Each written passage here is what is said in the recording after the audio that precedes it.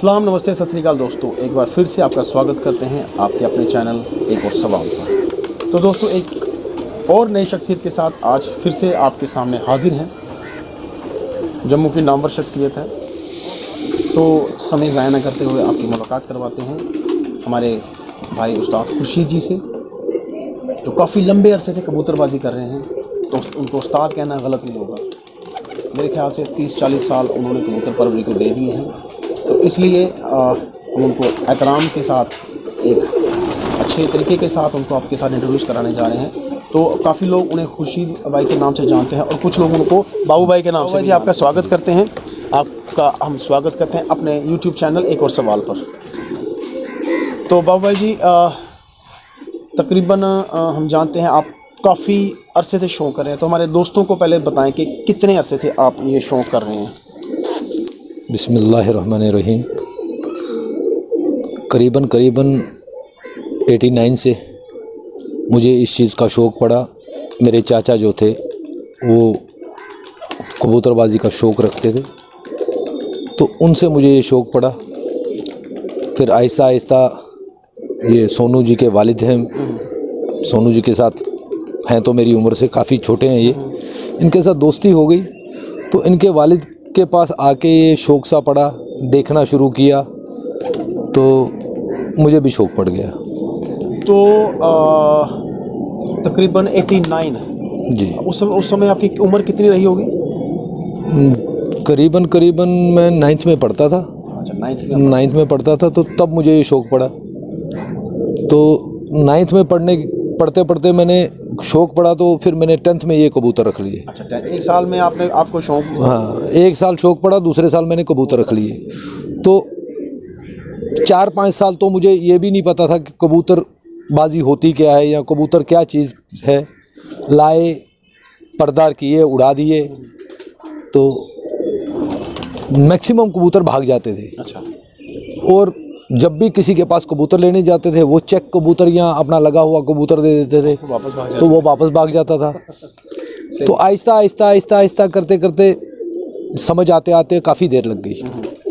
और जो कुछ भी सीखा वो अपने चचा से सीखा, या कुछ अपने बड़े जो बुज़ुर्ग थे, जैसे डेविड उस्ताद थे, सदीक पा थे, या अपने मोहम्मद रफ़ीक काला साहब जो यहाँ पे काला भाई के नाम से मशहूर हैं खड़े के तालाब में, उनसे देख देख के, या मोनी के वालिद साहब थे लाल जी, उनसे देख देख के सीखा कुछ।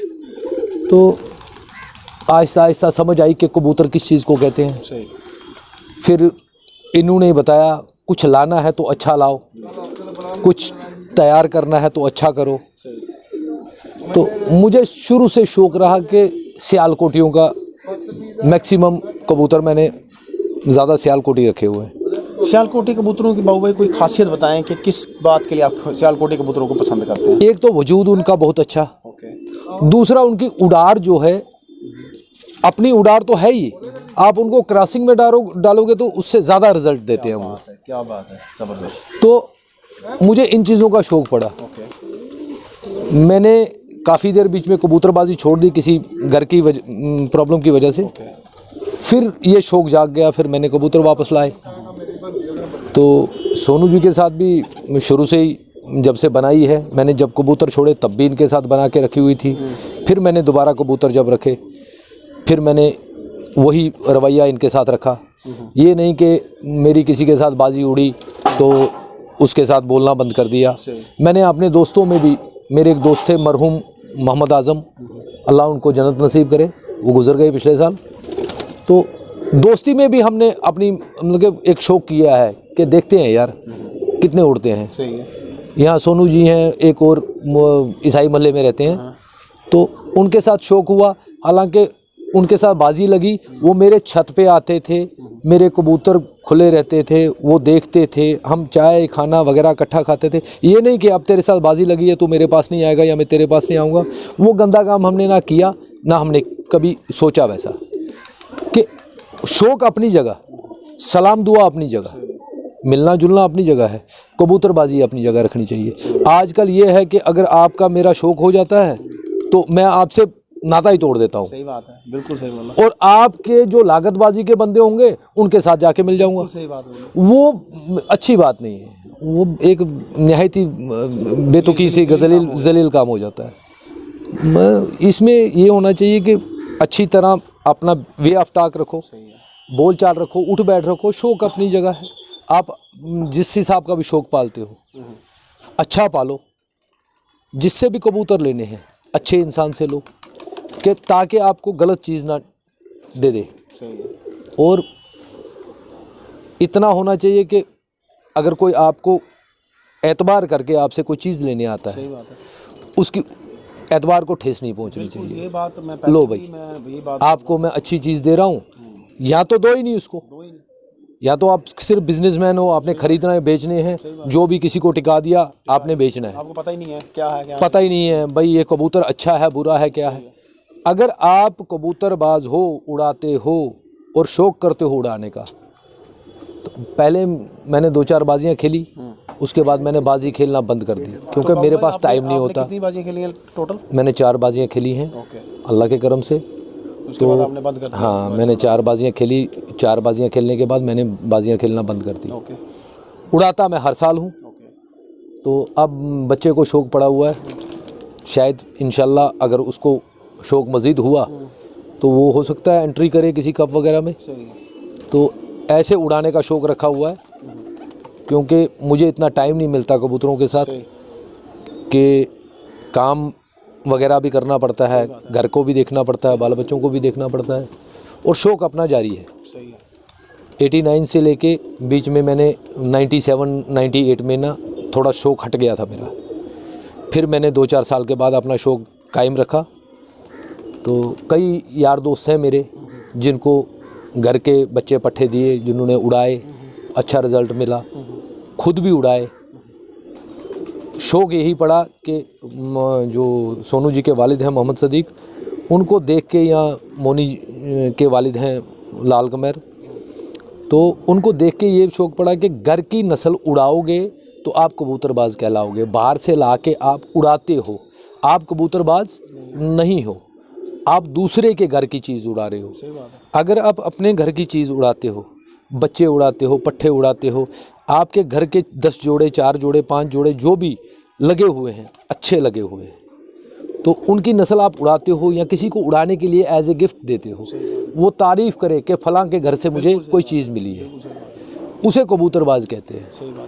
अब तो ये मैक्सिमम यूट्यूब को देख देख के लोग अपनी नस्लों के नाम बदल दिए। पहले तो कहते थे शाहसरे, सफ़ेद कान होते थे, हम कहते थे सफ़ेद आँख के शाहसरे। आजकल उनका नाम टैडी पड़ गया, ठीक है। पहले हम कहते थे लाल आँख के जोंसरे, आज उनको गोल्डन बोलते हैं। ये अलग अलग नाम वक्त के हिसाब से नाम चेंज हुए, वक्त के हिसाब से नाम चेंज हुए, लेकिन जो सियालकोटियों का रिज़ल्ट था ना, वो पहले भी वैसा था, आज भी वैसा है। अब ये है कि थोड़ी खुराक में चेंजिंग करनी पड़ती है। आजकल वो खुराकें नहीं रही, प्योरिटी नहीं है। पहले लोग साफ तरीके से खुराक फसल उगाते थे, आजकल फर्टिलाइज़र डालते हैं, साल में 2 या 3 फसलें मिल जाती हैं, उसमें वो ताकत नहीं। अब उसके लिए थोड़ा सा कबूतर को एक्स्ट्रा देना है। जिसने उड़ार करनी है, जिसने एक परफॉर्मेंस देनी है, आप पहलवान के साथ ही ले लो। पहलवान को आप सूखी रोटी पे चलाओगे, वो कितना ही अपना कमाल दिखाएगा। मैंने अपनी होश में देखा है कि पुराने समय पे कनक पे कबूतर हम उड़ते थे, कनक पे और जो के चपाती वगैरह रोटी बनाते थे, उसको पोरे पे कबूतर उड़ाते थे।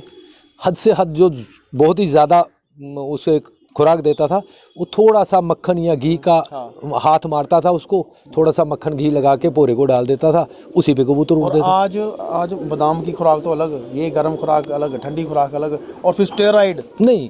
जो बादाम की खुराक वगैरह देते हैं वो बेहतर है, लेकिन जो ये स्टीराइल वगैरह देना या दवाइयाँ देना, मेरा कबूतर 4 घंटे उड़ रहा है, मैंने 4 घंटे की जगह उसको 6 घंटे करना है स्टीराइल देके, और कबूतर बाहर गिर जाता है, वो कबूतर की गलती नहीं है, वो मेरी अपनी गलती है। और मरते भी हैं कबूतर उससे, कईयों के कबूतर मरे। इस बार एक जगह पे कब हुआ, 7 कबूतर उड़े थे उसके बाजी में, एक कबूतर भी उसका घर नहीं उतरा।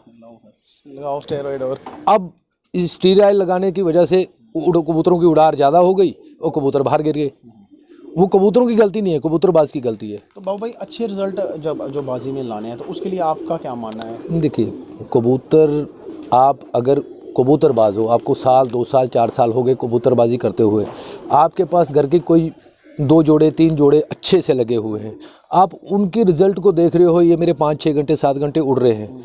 जो दाने पे 6 घंटे 7 घंटे आपको लगा रहा है, अगर आप उसको बादाम वगैरह मनक्का दोगे ताकत के लिए, मैक्सिमम वो 2 घंटे एक्स्ट्रा उड़ेगा, तो आपको अच्छा रिजल्ट दिखेगा और उसी हिसाब से आप चलते जाओगे। अब बंदा कहता है नहीं जी मेरा कबूतर 2 घंटे उड़ रहा है, मैं इसको स्टीराइल दूंगा, ये जाके 4 घंटे उड़ेगा। बाबू भाई एक मैं सवाल करूंगा कि देखिए कई बार ऐसा भी होता है कि कबूतर जैसे हम इंसान है ना जी, हम शेरों को भी ट्रेन कर लेते हैं, मछली को ट्रेन कर हाँ लेते बिल्कुल। हैं। तो क्या हमारे हाथ में कि हम एक जो एवरेज जो जैसे आपने बताया 5-6 घंटे कबूतर उड़ा उसको हम आगे लेकर 8-9 घंटे तक पहुंचा सकते हैं? वो तो हेल्दी तरीके हाँ, हेल्दी तरीके से। जब आपका कबूतर बिल्कुल फिट होगा, उसकी खुराक अच्छी होगी, जो सिंपल दाने पे 5 घंटे उड़ रहा है या 6 घंटे उड़ रहा है, जब उसको आप अच्छी तरह ट्रीट करोगे, अच्छा दाना दोगे, ताकत वाली खुराकें दोगे, वो नेचुरली 2-3 घंटे उड़ाए ज़्यादा कर देगा। उसमें नस्ल पे डिपेंड है। जो विदाउट नस्ल के स्टीराइल वगैरह पे उड़ाते हैं वो अलग बात है, वो कबूतरबाजी उसे नहीं कहते। ये नहीं कि हमने नहीं किया है, हमने भी बेवकूफ़ियाँ की हैं लोगों को देख देख के, और उसके बाद खुद सीखा कि ये चीज़ अच्छी नहीं है। अगर आपने कुछ रखना है अच्छा रखो, सही बात है, उसका रिज़ल्ट अच्छा मिलेगा। अगर आप किसी को एज ए गिफ्ट कुछ देते हो, अच्छा दो ताकि वो कल को तारीफ़ करे। ये नहीं कि मेरे पास कोई इंसान आया मैंने उसे कुछ भी टिका दिया, तो वो तो हो गया ना बिजनेसमैन का हिसाब। तो बाबू भाई अभी कितने कबूतर आपके पास घर पे? करीबन अल्लाह के फजल से 200-250 कबूतर होंगे मेरे पास। 200 कबूतर होंगे। 200 कबूतर जी। 200 कबूतरों में कौन सी नस्ल है आपके पास? मेरे पास हर नस्ल है। ये सोनू जी के जो के बादशाह वगैरह जो सियालकोटी हैं, इनमें से भी कुछ कबूतर हैं मेरे पास। लाल आँख के भी हैं, कमगर भी हैं, गोल्डन भी हैं। तो पिछले साल आपने इनमें से किन कबूतरों का अच्छा रिजल्ट देखा पिछले साल? नहीं, मैंने गोल्डन में मेरे पिछले साल एक कप हुआ था, उसमें मिसअंडरस्टैंडिंग हो गई कि वो बदल गए, एक साइड हो गए सारे। 5-6 लड़के थे, 7 लड़के थे, वो इसलिए बदल गए कि उन्होंने पहले आके मुझे 1 बजे के करीब कहा जी आसमान में कबूतर नहीं है, कबूतर दिखाओ। अच्छा। तो मैंने उनको कबूतर कोई 15 मिनट के बाद दिखाए। 2 कबूतर मेरे आसमान में थे। तो 12 बजे के करीब मेरे 4 कबूतर उतरे हुए थे। तो उन्होंने जब कबूतर सामने देखे आए हुए, तो बाद में वो लगे कहने के नहीं आप एक बार और शौक कर लो, हवा चल रही थी, वो चल रहा था। मैंने कहा हवा आपके लिए नहीं, मेरे लिए भी चल रही थी। दोनों साइड के लिए। तो उसमें मेरा एक कबूतर 5 मिनट कम 2 पे उतरा था, एक 3:03 पे कबूतर उतरा था। वो कप एज ए जीता हुआ था मैंने, मगर मैंने फिर अपना नाम वापस ले लिया। मैंने कहा ये रोने का सिस्टम मेरे पास नहीं है भाई, अगर आप ये बात कर रहे हो मैं इस कप में से बाहर हो जाता हूँ। उड़ा के जीत के आपको मैंने बता दिया, अब आप एक्स्ट्रा जो 4-5 बंदे हो वो दोबारा उड़ा लो, मैं इसमें शामिल नहीं रहूँगा। उन्होंने फिर मुझे एज ए जज भी कहा कि एज ए जज आ जाओ आप। मैंने कहा भाई जहाँ रोने धोने का काम हो वहाँ मैं एज ए जज भी नहीं जाऊँगा। तो ये चीज़ है कि अगर आप किसी चीज़ को बढ़ावा दे रहे हो उसे ईमानदारी से दो।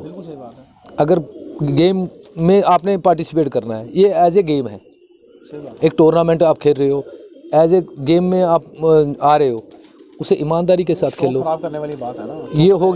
हाँ, ये नहीं कि मैंने अगर खेलना है तो मैंने जीतना ही है, नहीं।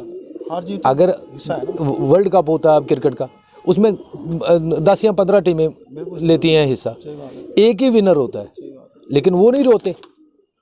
इसमें ये होना चाहिए कि खुद पे कॉन्फिडेंस ये है कि भैया मेरे कबूतर उड़ रहे हैं, मेरी परफॉर्मेंस अच्छी आनी चाहिए, जीत हार उस मालिक के हाथ में है। सही बात है, वो बात की बात है।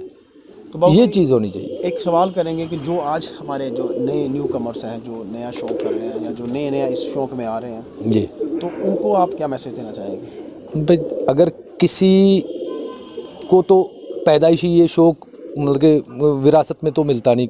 कई लोग हैं जैसे सोनू जी हैं, इनको तो बाप वालिद साहब से मिला ना। अब जो नए कबूतरबाज हैं जिन्हें नहीं पता, पहली बात बगैर विदाउट उस्ताद के कोई चीज़ हासिल नहीं होती। ये बात दोस्तों याद रखें कि आज हम खुद उस्ताद बन जाते हैं, मुझे और पता है। यूट्यूब को देख के नेचुरली कोई भी बंदा, मैं किसी और की बात नहीं कर रहा, फॉर एग्जांपल मैं ही अगर होता तो मैं ही यही कहूँगा यूट्यूब को देख के मैं एक बड़े बुजुर्ग को जाके चैलेंज करता हूँ, आजा भाई मेरे साथ, वो मेरे बाप की उम्र का होता ही नहीं है। है। एहतराम करना बड़ों की सबसे पहली बात, एहतराम मत भूलो। दूसरी बात कि अगर आपने कबूतरबाजी सीखनी है, किसी कबूतरबाज से सीखो। मुझे अगर आपसे कोई अच्छी बात मिलती है ना कबूतरों में, मैं वो एक्सेप्ट करना चाहिए। ये नहीं कि आपकी उम्र मुझसे कम है, मुझे आपसे वो अच्छी बात लेनी चाहिए, लेकिन हाँ तजुर्बा। जो उस्ताद हो, उस्ताद होना चाहिए जाना हुआ, जिसे मालूम हो, हाँ मालूम हो कि कबूतर बेटे कैसे पहचानना है, कबूतर में कौन सी खासियतें ढूंढनी है। आजकल आप किसी बंदे को ले लो, वो आँख देखता है उसकी, ये बहुत तेज़ आँख का है, बस इसको रख लो। बाकी चीज़ें ये चीज़ नहीं देखता, इसके पर कैसे होनी चाहिए, इसकी हड्डी कैसी होनी चाहिए, इसका जोड़ कैसा होना चाहिए, इसकी फ्लेक्सिबिलिटी कैसी होनी चाहिए। उस्ताद की खासियत है कि वो खुद आगे, मैं पूछने वाला था, उस्ताद साहब खुद ही इस चीज़ पे पहुंच रहे हैं कि कबूतर की खासियत क्या है। पर, हड्डी, जोड़, पॉइंट्स होते हैं, हर कबूतर में पॉइंट्स होते हैं। नहीं, हर चीज़ में देखो, एक जोड़ तो होता है ना, जो किश्तीनुमा हड्डी, जो सीने की हड्डी है उसके नीचे का जोड़ देखते हैं। किश्तीनुमा हड्डी उस्ताद खुद इस चीज़ को, वो कबूतर ऐसे स्टेट में जो होगा वो आपको अच्छा परफॉर्मेंस नहीं देगा। जो ऐसे मतलब कि किश्तीनुमा में होगा और 4 उंगली से बढ़ के हड्डी होनी चाहिए, और हड्डी और जोड़ में ज़्यादा फर्क नहीं होना चाहिए, ज़्यादा खुला हुआ जोड़ नहीं होना चाहिए, और तीखा जोड़ जितना हो वो ज़्यादा बेटर है, जो हमने अपने उस्तादों से सीखा है। यही है जो आप निकाल के दे रहे हैं ना, ये चीज़, यही मंत्र है। अब इसमें यह है कि जब तक मुझे किसी उस्ताद से गुण नहीं मिलेगा तो मैं किसी को बोलने के लायक ही नहीं हूँ। मैंने क्या देखना है भाई, ये है कि कोई भी काम करना हो उसमें उस्ताद होना ज़रूरी है, लेकिन उस्ताद अच्छा हो और उस्ताद वैसा हो जो आपके पल्ले कुछ डाले। ये बात मेरे मुंह की बात छीन ली, मैं बोलने वाला था, उस्ताद वो हो जो आपको कुछ सिखाए, हाँ पल्ले डाले। ये नहीं कि शागिर्द के पास कोई अच्छी चीज़ देखी वो उठा के अपने पास ले आए। उसे भाई जी आपसे हम सवाल करेंगे कबूतरों की बीमारियों के बारे में। जैसे बीच में हमने थोड़ा सा पॉज लिया था, एक कट लिया था, उसमें हम बात कर रहे थे कि कबूतर जब सोकड़ा खा जाता है, जी या कबूतर की दुम को हम कैंची लगाते हैं जी, तो या कई लोग कबूतर की दुम निकाल लेते हैं, तो उसके हवाले से आप थोड़ा सा हमारे भाइयों को थोड़ा रोशनी डालें। जो कबूतर की दुम हम निकालते हैं या काटते हैं, जो काटते हैं उसका पीछे का बैलेंस जो है कम हो जाता है, आगे को बैलेंस हड्डी पे रहता है। तो उससे ये है कि ज़्यादा बेहतर है कि आप पहले ये देखो कि आपका कबूतर सूखे में आया है तो किस वजह से आया है, कि कीड़ों की दवाई नहीं दी होती है। मैक्सिमम लोग एल्बोमार वगैरह या पिपराजिन वगैरह देते हैं, उससे कबूतर कमज़ोर भी होता है, उससे कबूतर कमज़ोर हो जाता है। तो ज़्यादातर बच्चों वाले कबूतरों को आप ये मत डालो। आप हाईटेक नाम की एक टेबलेट आती है, 50 या 60 रुपीज़ की होगी वो, उसमें से तीसरा हिस्सा तोड़ के आप 10 लीटर पानी में घोल दो, वो कबूतरों को आप डालो। उसमें यह है कि अगर आज आपने डाला है, आपने 2 दिन का वक्फा करके तीसरे दिन वो उसको दोबारा यूज़ करना है। एक हिस्से को आप 2 बार यूज़ करो, और उसके अलावा जो ये दवाई देने के बाद आप एंटीबायोटिक कोई पाउडर ले लो या विमराल ले लो, ब्रोटोन ले लो, उसे मिक्स करके कबूतरों को डालोगे, पोरा डालो, अच्छी खुराक डालो, उससे कबूतर आपके रिकवर होंगे। हाँ रिकवर होंगे। कई कबूतर ऐसे हैं कि जो दुम काट देने के बाद भी दाना पानी खा के चुप रहते हैं। चुप रहने की वजह ये होती है उसके पेट में 90% कीड़ों का मसला होगा। जैसे भी कोई भी किस्म का स्पेक्ट्रम होगा, तो उसमें क्या होता है कि हम लोग उस पर ध्यान नहीं देते, हम उसको दवाई खिलाना शुरू कर देते हैं, दवाई देते रहते हैं। ज़्यादा एंटीबायोटिक देने से गैस की प्रॉब्लम भी होती है। तो अगर कोई भी भाई दवाई खुद बनाता है, जैसे सोकड़े की दवाई, कई लोग जैसे मोहम्मद सदीक बनाते थे खुद दवाई, तो उनसे सीखा हुआ है दवाई कैसे बनाते हैं। तो उसमें आप ये गैस की कैप्सूल को यूज़ करें ताकि कबूतर को भूख लगनी चाहिए। कबूतर की भूख खुलेगी, दाना अच्छी तरह खाएगा तो आपका कबूतर रिकवर होगा। ज़्यादातर लोग जो हैं इन चीज़ों से परहेज़ करते हैं और महीने में 3 दिन लगातार आप एंटीबायोटिक यूज़ करो और बीच में ताकत की दवाई यूज़ करो। आपने कबूतरों का ख्याल रखो अच्छी तरह। पोरा 90% पोरा पर डे पड़ना चाहिए। ये नहीं कि अब मेरी बाजी लगी, अब मैं पोरा डालूंगा, अब मैं खुराक दूंगा। वैसे भी लोग हैं जो कि फॉरएवर के लिए ये चीज़ें करते हैं, उसमें ज़्यादा बेहतरी है। उसमें कबूतर आपका अच्छा रहेगा, आप कबूतर का ख्याल रखोगे, कबूतर की नस्ल आपके आगे तक चलती रहेगी। कई लोग ऐसे होते हैं कि जो थोड़ा सा ध्यान करते हैं, ये कबूतर अच्छा आया मेरे पास। अब अनाड़ी बंदे के लिए ये है कि अच्छा कबूतर होगा, कबूतरी गलत लगा देगा, कबूतरी अच्छी होगी तो कबूतर गलत लगा देगा। जब उसने उस्ताद से सीखा होगा, उस्ताद के पास कुछ देर लगाई होगी, तो उसको ये पता होगा कि मैंने जोड़ा कैसे लगाना है, मैंने इसकी नस्ल कैसे बनानी है। जब उसे वो चीज़ें आ जाएंगी फिर वो कबूतरबाज बनता है। ऐसे बगैर सीखे हुए किसी से तो आएगा नहीं। वो ये चीज़ भी उस्तादों से सीखी जाती है कि कबूतर अगर सूखे में आ जाए इसका कौन सा इलाज करना है। अगर कबूतर उड़ार नहीं पकड़ रहा, कई कबूतर होते हैं जो उड़ार बंद कर देते हैं, पहले उड़े होते हैं तो बाद में उड़ार बंद करते हैं। उनकी उड़ार क्या चीज़ दूंगा मैं, इसकी उड़ार खुलेगी, या मैं कौन सा फार्मूला यूज़ करूंगा इसकी उड़ार खुल जाए। ये चीज़ मैक्सिमम उस्ताद सिखाता है, उस्ताद के बगैर ये काम नहीं है। बाकी जितना हो उतना अच्छा जानवर रखो और उनका ख्याल रखो। आप उनकी नस्ल बनाओ, चाहे आप 10 जोड़े ही रखोगे लेकिन उनसे आगे रिज़ल्ट आपको अच्छा मिलना चाहिए। जब आपने किसी उस्ताद से सीखा होगा तो तभी आप ये काम कर पाओगे। अगर आपका कोई उस्ताद ही नहीं है तो आपको सिखाने वाला ही नहीं कोई होगा। जब आप सीखोगे नहीं आपको समझ के आएगी कबूतरबाजी क्या है। कबूतरबाजी का मेन मुद्दा ये है, कोई भी चीज़ ले लो आप, जिसमें उस्ताद ना हो, सिखाने वाला ना हो, आप उतनी देर कुछ बन ही नहीं सकते। बाकी अच्छी बात है कि अच्छा शौक़ करो। अच्छा शौक़ है, लोग इसे गलत शौक़ मानते हैं। नहीं जी, ये कबूतर उड़ाते रहते हैं, बाजियां लगाते हैं, पागल हो गए, आवारा हो गए हैं। अब ये आप मैक्सिमम देखो। एक मिनट बाबू भाई, मैं आपको रोक रहा हूँ। ये देखें, ये बंदा इस वक्त कहाँ है जी? अपने छत पे है। क्या कर रहा है जी? अपने कबूतरों को देख रहा है, बंद कर रहा है। रात का टाइम है, शाम का टाइम हो रहा है। तो ये यहाँ से पता लगता है ये शौक आपको घर में रखता है, जी बांध के रखता है आपको, नहीं जाते। आप जैसे आवारा फिर रहे हो, आपको आवारा फिरने से फुर्सत मिलेगी तो तभी कबूतरबाजी करो। अगर आपने कबूतर रखे हैं आपको आवारा फिरना ही नहीं है, क्योंकि पता है मुझे सुबह 2-3 घंटे कबूतरों के साथ रहना है, शाम को 2-3 घंटे कबूतरों के साथ रहना है। अगर आप कोई काम भी करते हो, दिन में आप काम करते हो, शाम को आके आप अपने कबूतरों का शौक़ पूरा करते हो, उनके साथ टाइम स्पेंड करते हो, या आपको शाम को टाइम नहीं मिलता, सुबह के टाइम मिल रहा है, इससे आपका मन लगा रहता है। और 90% ये बाहर घूमने का सर्कल जो है, बाहर फिरने का सर्कल, वो कम हो जाता है। ये अच्छा शौक़ है।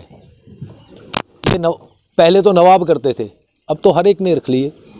अब ये है कि शौक़ थोड़ा महंगा हो गया है। ये नवाबों वाला शौक़ ही है, अभी भी महंगा है। लेकिन हमारे मज़हब में भी कबूतर रखना कोई गलत बात नहीं है, लेकिन कई लोग इसे अच्छा मानते हैं, कई लोग इसे बुरा मानते हैं। कई लोगों के लिए ये एक पैसा कमाने का ज़रिया है, कई लोगों के लिए सिर्फ शौक़ है कि मैंने अपना शौक़ पूरा करना है। डिपेंड ये है कि आपकी सोच कैसी है, अपनी अपनी सोच की बात है।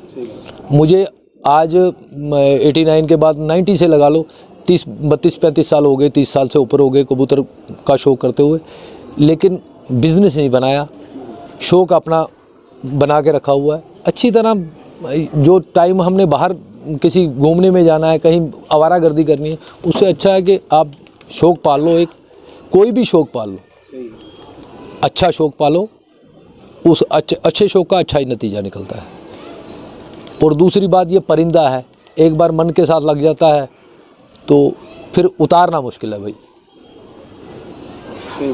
ये चीज़ है, अच्छी चीज़ है, बुरी चीज़ नहीं है। अब जिनके लिए बुरी चीज़ है वो पंजाबी कहते हैं ना, जट की जाने लोंगा ना पा, तो वो हो गया हिसाब। जो लोग जानने वाले हैं, रखने वाले हैं, या जो शौक़ करते हैं अच्छी तरीके से, जिन्होंने उस्तादों के पास सीखा हुआ है, वो बंदे कहेंगे ये शौक़ क्या है। अब सोनू के फादर जी हैं, उनको 50 साल हो गए कबूतरबाजी करते हुए। अब हालांकि वो हज करके भी आ गए, हज करने के बाद भी उनका वो शौक़ नहीं गया, वो अब भी ये शौक़ पाल रहे हैं, अच्छी तरह स्पेंड कर रहे हैं। और वो ज़्यादातर अपने छत पे ही कबूतरों के साथ भी टाइम स्पेंड करते हैं। 5 टाइम नमाज पढ़नी है और कबूतरों को टाइम देना है। अब बच्चे काम कर रहे हैं, मतलब कि शुरू से ऐसा शौक़ पाला। जब वो खुद काम करते थे, बच्चे छोटे थे, तब भी वो इनको टाइम देते थे। अब वो घर में आराम कर रहे हैं, बच्चे काम कर रहे हैं, लेकिन तब भी वो टाइम दे रहे हैं। अब यही है, 5 टाइम नमाज पढ़ने मस्जिद में जाते हैं, मस्जिद से आके अपने कबूतरों को टाइम देते हैं। सही है, अच्छा शौक़ है। सही है। बाकी यही कहूँगा सबके लिए कि अच्छा शौक़ पालो, अच्छे जानवर रखो, ताकि कल को अगर किसी को कोई चीज़ दो भी या उड़ाओ भी, दूसरा तारीफ़ करना चाहिए। आप खुद की तारीफ़ मत करो, तारीफ़ उसे कहते हैं जो दूसरा करे। और कबूतरबाजी सीखने के लिए उस्ताद ज़रूर बनाओ, बाकी और कुछ नहीं। बग़ैर उस्ताद के आपको कोई भी हुनर ऐसा नहीं है जो मिलेगा, चाहे आप कोई भी काम ले लो। आप पहले उस्ताद बनाओ, कबूतरबाजी के बारे में जानो, कबूतरबाजी क्या चीज़ है, कबूतर क्या चीज़ है। जब आप कबूतर को पहचान जाओगे, आपको कबूतरबाजी भी समझ में आएगी। बाकी अल्लाह सबको तौफीक दे अच्छी बात समझने की और अच्छे जानवर रखने की, बस इतना है। बहुत ज़बरदस्त मैसेज बाबू भाई ने दिया, थोड़े शब्दों में, लेकिन बहुत ज़बरदस्त मैसेज दिया है। तो इनके साथ रब्ता करें, ये यहाँ पर ही खिड़का तालाब में रहते हैं, इंडियन केक हाउस के जी, शहीदी चौक में रहते हैं, वो इंडिया केक हाउस के पीछे। पास जा सकते हैं, शो कर सकते हैं, सोनू भाई के पास आ सकते हैं, शो करते हैं। तो दोस्तों, आप सबका शुक्रिया करते हैं कि आप हमारी वीडियोस देखते हैं, पसंद करते हैं, लाइक करते हैं, शेयर करते हैं, सब्सक्राइब करते हैं। इसी तरह हमारे चैनल के साथ जुड़े रहें। फिर आपके साथ मज़ीद किसी और जगह, किसी और नई शख्सियत के साथ मिलेंगे। तब तक हमें इजाज़त।